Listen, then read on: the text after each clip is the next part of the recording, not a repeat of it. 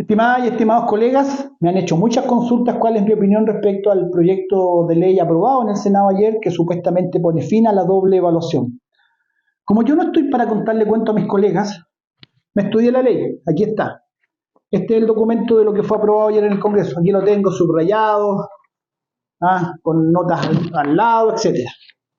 Bueno, les quiero decir que lo que hay en realidad no es una disminución del agobio como se ha propagandeado y lo voy a explicar.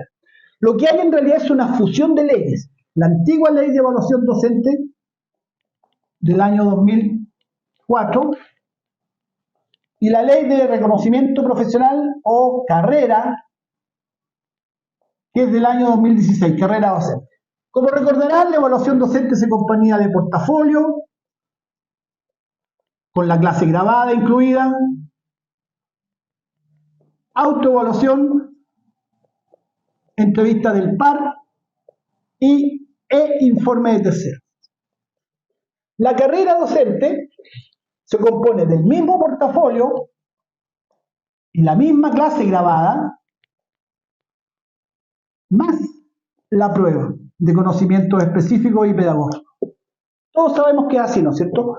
Lo que se hace ahora es que se produce una fusión, pero en ningún caso eso genera una disminución del agobio, porque lo que baja efectivamente, al integrarse todo en una sola ley, y se deroga esta ley del 2004, es que desaparecen el informe del director, desaparece la entrevista del par y desaparece la autoevaluación.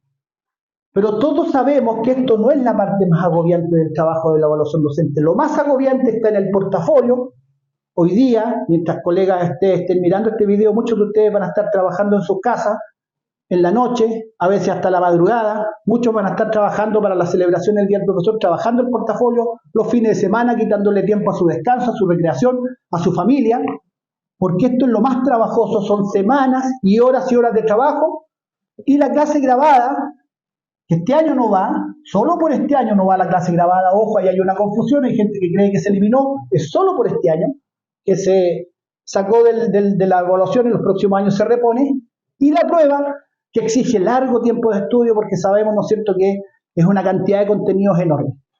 Eso sigue, no ha bajado el agobio, no va a disminuir porque esto no ocupaba mucho trabajo, incluso aquí se subía mucho el puntaje, o no mucho, pero se lograba una cierta mejoría en los puntajes.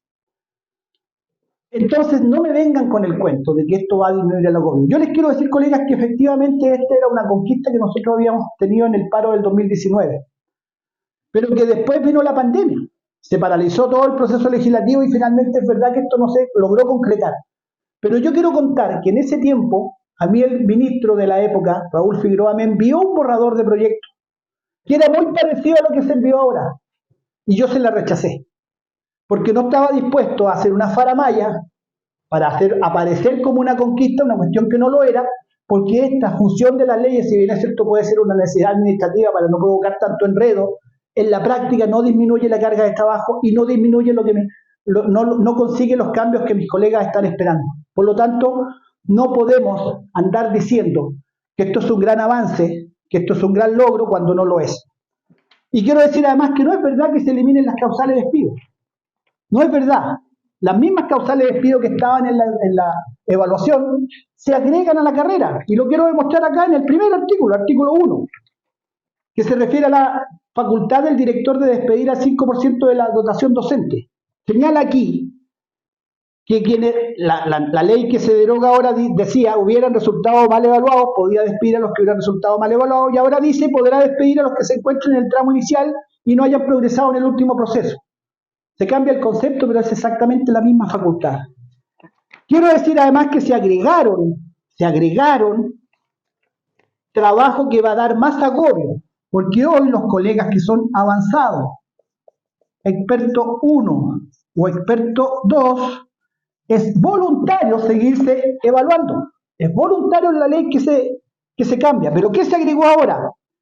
Se agregó un artículo en el artículo 19F, lo tengo acá subrayado, que los profesionales de la educación que hayan accedido a los tramos señalados en el inciso anterior, o sea, estos 3 tramos, deberán participar en los programas, cursos y acciones de acompañamiento, es decir, le imponen nuevas obligaciones para poder mantener el tramo. Se le impone que o va a tener que evaluarse en alguno de los instrumentos o va a tener que hacer un perfeccionamiento y actualización, y eso va a ser, tal como dice acá, aquellos profesionales de educación que se encuentren en los tramos avanzados, experto 1 y experto 2, que no den cumplimiento a la obligación, a ser obligatorio, establecida en el inciso anterior, no podrán percibir el componente fijo de la asignación de tramo, o sea, pierde su tramo y, dice la ley, una vez cumplido el plazo, y percibirán en su lugar el componente fijo de la selección del tramo inmediatamente inferior, o sea, lo bajan de tramo.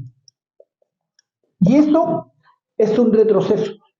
Aumenta la carga de trabajo, aumenta el agobio, aumentan las obligaciones para estos colegas, se pierde un derecho adquirido, porque en la ley estaba el derecho a que si tú llegabas al tramo avanzado, a partir de ahí era voluntario seguirse evaluando. Por lo tanto, esto es un retroceso, y hay que decirlo.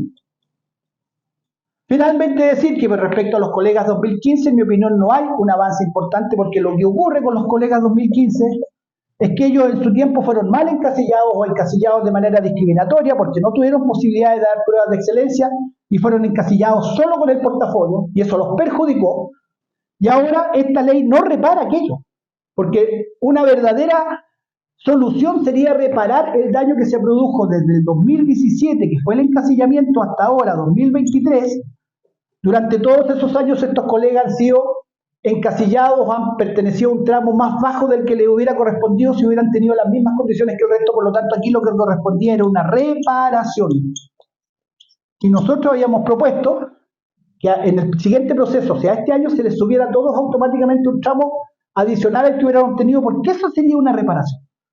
Lo que hay ahora nos favorece mucho, porque lo que van a hacer es que para el encasillamiento actual podrán elegir instrumentos del 2015, del 2019 o ahora del 2023. Eso para mí no es una reparación. Eso para mí es simplemente entregar más opciones de encasillamiento, pero eso va a favorecer a muy pocos y no va a favorecer a la gran mayoría, y mucho menos va a reparar todos estos años en que esos colegas fueron perjudicados. A mí me parece que no, yo no estoy disponible para contarle cuento a mis colegas.